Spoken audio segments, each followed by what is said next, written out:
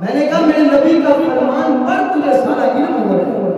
حضور نے فرمایا اصحابی کالنجوم، میرے صحابہ ستاروں کی مانند ہیں۔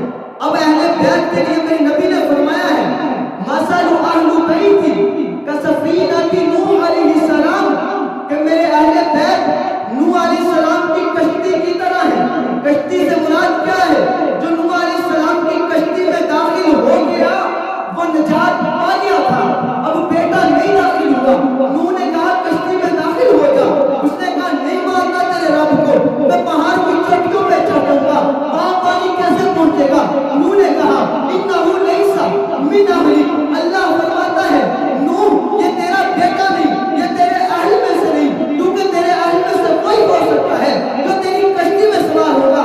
اللہ کے نبی نے فرمایا اہل بیت نوح علیہ السلام کی کشتی کی طرح ہے، اہل بیت پہ جناب کشتی میں داخل ہو جاؤ۔ اور آگے سے فرمایا اصحابی کالنجوم، صحابہ ستاروں کی مانند ہے۔ کبھی آپ جاؤ سمندر کے پاس، جا کر کشتی والوں سے پوچھو تم راستہ کیسے ڈھونڈتے ہو، ایک ملک سے دوسرے ملک جاتے ہو کیسے جاتے ہو؟ وہ کہتے ہیں ہم معلومات ستاروں سے لیتے ہیں۔